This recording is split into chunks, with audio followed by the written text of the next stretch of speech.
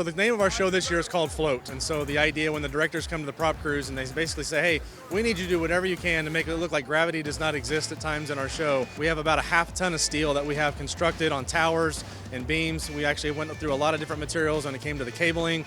And our biggest goal was just to create that visual effect to coincide with float. It's challenging. The people behind the props honestly deserve so much credit because they can't see us. So they're just having to estimate our heights of the drum, and also having to play in time while it's moving is definitely a challenge. You know, I think the biggest stress that you have of being on a prop crew is just the time. You realize you're carrying a burden there for the kids that they have no control over. So there's a great deal of responsibility and a little stress that comes along with that. But for us, it's just as a team. We practice as well, just like the kids do. If we take our time and do it right so we don't damage our prop, it can take us about a good 45 minutes to get it set up. But when you're here in Dayton, they look at you and you say, let's try to keep it about a minute and a half to 2 minutes. We're very fortunate to have a lot of individuals in our group, dads, people that are actually really good at working with metal and steel, and we just make those things happen. So it's a lot of trial and error to make it happen, but being here in Dayton in the actual finals round, a lot of emotion that goes into it, a lot of hard work. You know, the guys work so hard on our prop crew like any other drum line that's here and competing.